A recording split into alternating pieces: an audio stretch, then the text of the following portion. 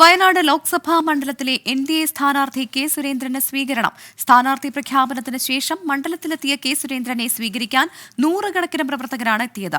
വയനാട്ടിൽ നിന്ന് സുർജിത്ത് അയ്യപ്പത്ത് ചേരുന്നുണ്ട് വിവരങ്ങളുമായി. സുർജിത്ത്, ഈ സ്വീകരണ പരിപാടി ഇപ്പോഴും പുരോഗമിക്കുകയാണോ? എന്തൊക്കെയാണ് വിവരങ്ങൾ?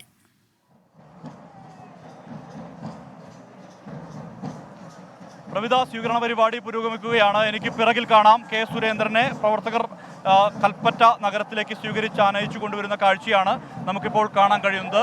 ജില്ലാ അധ്യക്ഷന്റെ ചുമതലയുള്ള പ്രശാന്ത് മലവേൽ ഒപ്പമുണ്ട്. ഒപ്പം തന്നെ CK ജാനു എന്നിവരുൾപ്പെടെയുള്ള നേതാക്കളെല്ലാം തന്നെ NDAയുടെ നേതാക്കളെല്ലാം തന്നെ ഈ ജീപ്പിൽ, തുറന്ന ജീപ്പിലുണ്ട്.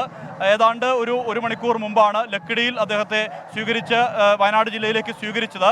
വയനാട് ജില്ലയിൽ കരിന്തണ്ടൻ്റെ പ്രതിമയ്ക്ക് മുന്നിൽ പ്രണാമം അർപ്പിച്ചുകൊണ്ടാണ് ഇവിടേക്ക് എത്തിയത്. ഇതിനുശേഷം കൽപ്പറ്റ ബസ് സ്റ്റാൻഡ് പരിസരത്ത് നിന്ന് NDA ഓഫീസ് വരെയാണ് ഘോഷയാത്ര നടക്കുന്നത്. നൂറുകണക്കിന് BJPയുടെയും NDAയുടെയും പ്രവർത്തകർ ഈ ജാഥയെ അനുധാവനം ചെയ്യുന്നുണ്ട്. അത്രമാത്രം വലിയ രീതിയിലുള്ള പങ്കാളിത്തോടു കൂടി തന്നെയാണ് മുന്നോട്ട് പോകുന്നത്. നേരത്തെ യുവമോർച്ചയുടെ ജില്ലാ അധ്യക്ഷനായി പ്രവർത്തിച്ച പരിചയം ഈ ജില്ലയെ സംബന്ധിച്ച് അദ്ദേഹം ഉണ്ട്. അതുമാത്രമല്ല അങ്ങനെയാണ് അദ്ദേഹത്തിൻ്റെ തുടക്കം. അതിനുശേഷം ഇവിടെ രാഹുൽ ഗാന്ധി മത്സരിക്കുന്നു, ഒപ്പം തന്നെ ആനി രാജ മത്സരിക്കുന്നു. ഇന്ത്യ മുന്നണിയിലെ രണ്ട് പ്രധാനപ്പെട്ട നേതാക്കൾ ഒരുമിച്ച് മത്സരിക്കുന്നു എന്നുള്ളതാണ്. സ്വാഭാവികമായും അതിൽ ശക്തമായ രീതിയിലുള്ള മത്സരം കാഴ്ചവെക്കുക എന്നുള്ളത് തന്നെയാണ് BJP സംബന്ധിച്ച് ഉദ്ദേശിക്കുന്നത്. ഇതിൻ്റെ എല്ലാം തന്നെ ചുമതല വഹിക്കുന്ന തെരഞ്ഞെടുപ്പിൻ്റെ ഏകോപന ചുമതല സന്ദീപ് വാര്യർക്കാണ്. അദ്ദേഹം ഈ യാത്രയുടെ തൊട്ടു മുന്നേ തന്നെയുണ്ട്. ഏത് രീതിയിലാണ് പ്രചാരണ പ്രവർത്തനങ്ങൾ ഇനി മുന്നോട്ട് കൊണ്ടുപോകുന്നത്? തീർച്ചയായിട്ടും വലിയ ആവേശത്തോടു കൂടിയുള്ള സ്വീകരണമാണ് ഇന്ന് കൽപ്പറ്റ ശ്രീ കെ സുരേന്ദ്രന് നൽകിയിട്ടുള്ളത്. അദ്ദേഹത്തിൻ്റെ പ്രവർത്തന കേന്ദ്രമായിരുന്നു വയനാട് ജില്ല. വയനാട് ജില്ലയിലെ ഓരോ പ്രദേശവും അദ്ദേഹത്തിന് സുപരിചിതമാണ്. വയനാട്ടിലെ ജനങ്ങളുമായി നേരിട്ട് പേരെടുത്ത് വിളിച്ച് അത്രമാത്രം ആത്മബന്ധം വയനാട്ടിലെ ജനങ്ങളുമായി അദ്ദേഹത്തിനുണ്ട്. അതിൻ്റെ ഒരു അനുരണമാണെന്ന് കാണാൻ സാധിക്കുന്നത്. തീർച്ചയായിട്ടും കഴിഞ്ഞ നിരവധി മാസങ്ങളായി ഞങ്ങൾ നടത്തുന്ന സംഘടനാ പ്രവർത്തനമുണ്ട്. ആ സംഘടനാ പ്രവർത്തനം ആഴത്തിലുള്ളതാണ്. തീർച്ചയായിട്ടും അതിനെല്ലാം ഗുണഫലം ലഭിക്കും. ഇനിയുള്ള ദിവസങ്ങളിൽ വളരെ ഹെക്റ്റിക്കായിട്ടുള്ളൊരു ക്യാമ്പയിൻ തന്നെയായിരിക്കും.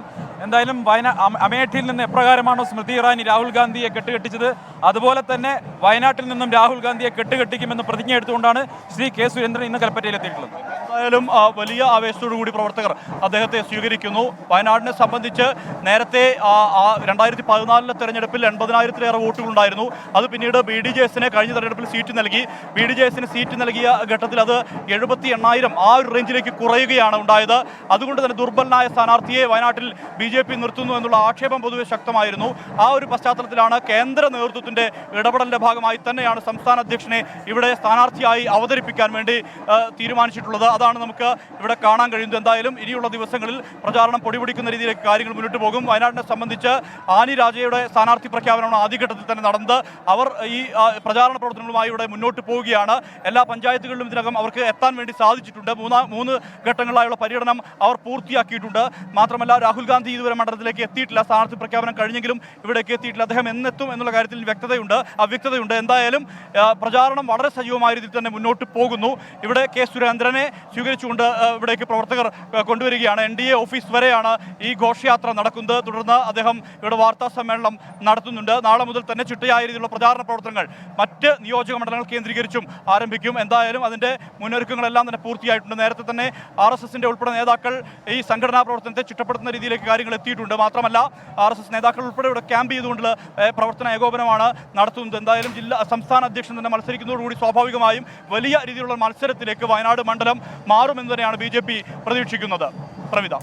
സുർജിത്ത്, കെ സുരേന്ദ്രൻ അപ്രതീക്ഷിതമായാണ് സ്ഥാനാർത്ഥിയാകുന്നത്. കെ സുരേന്ദ്രൻ കൂടി എത്തിയതോടെ വയനാട്ടിൽ ത്രികോണ മത്സരം ഉണ്ടാകുമെന്നുള്ള കാര്യത്തിൽ, ശക്തമായ ത്രികോണ മത്സരം എന്നുള്ള കാര്യത്തിൽ യാതൊരു സംശയവുമില്ല. എന്തായാലും കെ സുരേന്ദ്രൻ കൂടി എത്തുന്നതോടെ എന്താണ് വയനാട്ടിലെ BJP പ്രവർത്തകരുടെ പ്രതീക്ഷ?